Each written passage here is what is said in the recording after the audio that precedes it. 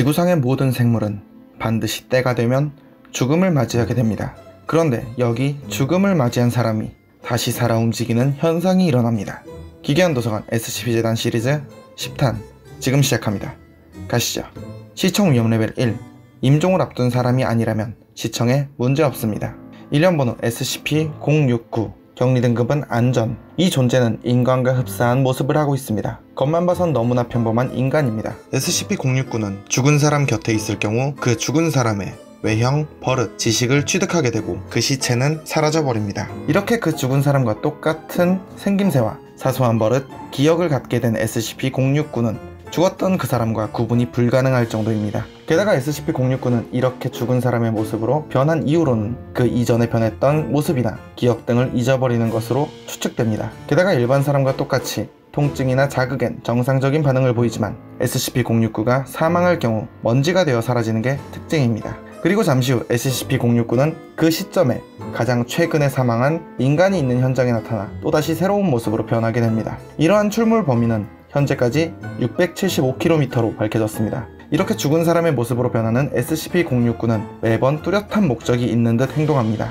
그건 바로 자신이 카피한 모습의 본래 주인, 즉 죽은 사람의 삶을 정리하는 것입니다. 대체적으로 개인적인 업무의 마무리, 가족 방문, 유언장을 갱신하는 등 마치 임종을 앞둔 사람처럼 행동하며 이 외의 질문에 대해선 자신이 마치 죽었던 그 사람인 것처럼 자신의 삶을 바로잡고 정리하고 싶다고 말했습니다. SCP-069가 처음 발견된 건 큰 화재 사건에서 수많은 사람이 죽은 와중에 홀로 살아 돌아온 한 소방대원 존이었습니다.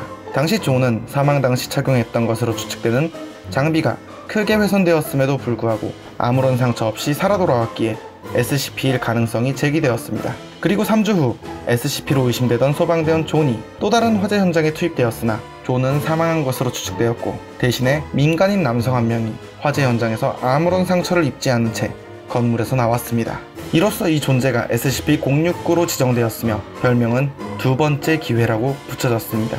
SCP-069는 기동특무부대 크C-3의 대원들을 통해 구금되었고 현재 SCP-069는 과거 SCP-재단 요원 중 사망했던 요원의 모습을 모방 중이며 격리실에 수용된 채로 절대 기존 사망한 사람과 동일시하거나 재단의 요원으로 취급해서는 안 된다고 되어 있습니다. 또한 격리를 위반할 경우 비살상적인 방법으로 제압하며 SCP-069가 사망할 경우 SCP-재단 요원들 중 죽을 뻔한 사고에서 살아 돌아온 인원이 있는 사건에 대해 면밀히 조사하여 최대한 빨리 SCP-069를 재격리하도록 되어 있습니다. 이처럼 죽은 사람의 모습으로 그 사람의 삶을 정리하는 존재 SCP-069 정체는 무엇일까요? 만약 SCP-069가 제 모습으로 나타나는 일이 발생한다면 컴퓨터 D 드라이브를 포맷해줬으면 좋겠습니다.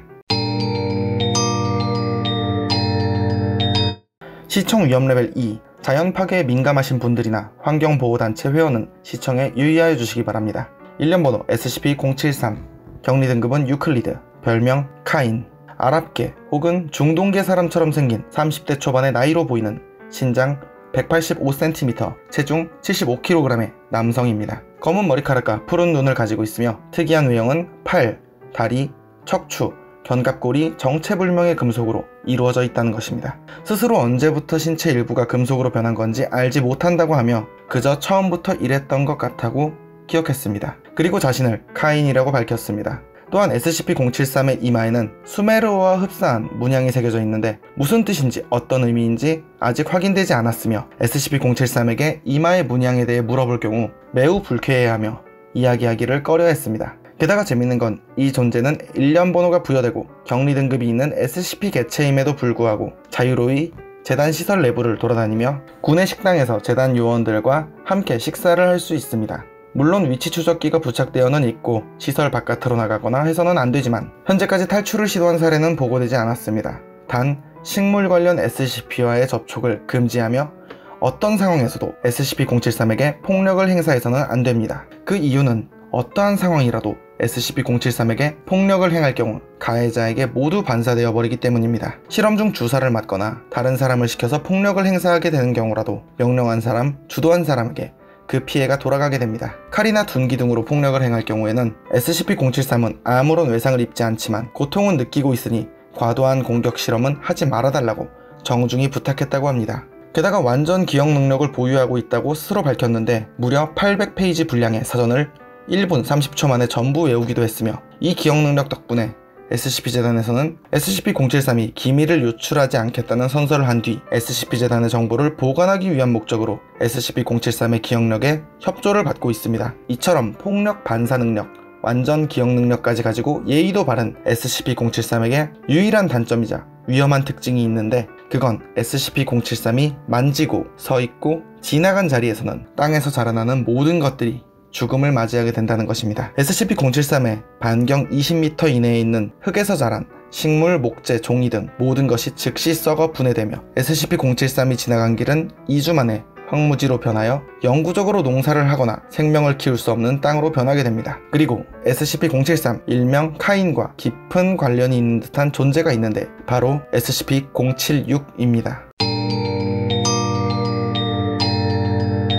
시청 위험 레벨 2, 폭력과 문신에 적대감, 두려움 등을 느낄 경우 시청에 유의하여 주시기 바랍니다. 일련번호 SCP-076, 격리 등급 케테르, 별명 아벨. 이 존재는 정확히는 이 존재들입니다. SCP-076-1과 SCP-076-2로 나뉘는데, SCP-076-1은 자물쇠와 사슬로 내부가 단단히 잠긴 3m짜리 정육면체 형태의 돌로 만들어진 방입니다. 탄소 연대 측정 결과 SCP-076-1은 무려 1만 년 이전에 만들어진 것으로 추측됩니다. 한쪽에 문이 있고 내부 온도는 영하 180도를 유지하고 있으며 방의 정중앙에는 2.13m 크기의 석관이 있습니다. 정체불명의 재질로 만들어진 여러 개의 사슬로 묶여있고 그 쇠사슬은 SCP-076-1의 방의 구석에 연결되어 있습니다. 그리고 SCP-076-2는 196cm 키에 검은 머리칼, 올리브색 피부, 상어처럼 날카롭고 촘촘히 난 치아를 갖고 있는 인간형 남성입니다. SCP-076-2는 스스로를 아벨이라고 부릅니다. 몸 전체에 신비하고 무섭기까지 한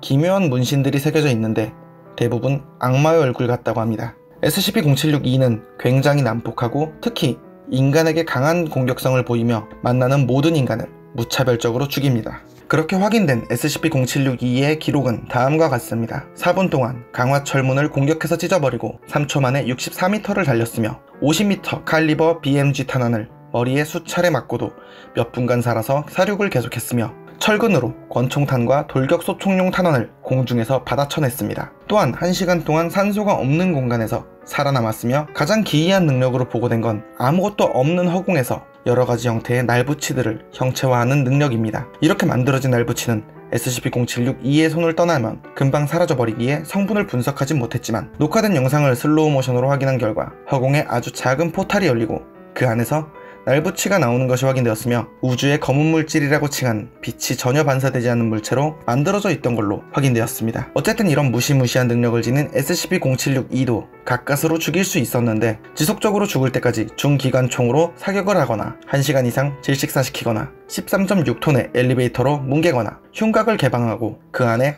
테르밋 TH3 수류탄을 넣어 소각시키기도 했습니다. 그렇게 죽은 SCP-076-2의 시체는 빠른 속도로 썩어들어가 먼지가 되어 사라지고 그 후 SCP-076-1의 문과 중앙의 석관은 굉장한 힘으로 닫히며 SCP-076-1의 외부와 내부에 자물쇠가 잠기고 그 후 6시간에서 최대 25년의 시간이 흐른 뒤 관 안에서 SCP-076-2는 부활합니다. 하지만 SCP-076-2도 온순했던 순간이 있습니다. 어느 날 SCP-076-2가 격리구역을 탈출했습니다. 그리고 SCP-재단은 또다시 그가 사람들을 학살할 거라 생각했지만 예상과 달리 누군가를 찾아다니기 시작했습니다. 그건 바로 그동안 자신이 날뛸 때마다 결국에는 SCP-076-2의 숨통을 끊었던 SCP-재단의 요원이었습니다. 하지만 그 요원이 임무 중에 사망했다는 소식을 전해들은 SCP-076-2는 충격에 빠진 듯 순순히 격리 절차에 따랐습니다. 이후 SCP-재단 박사와 면담을 했는데 박사는 SCP-076-2에게 왜 자신을 죽였던 방해꾼인 사람이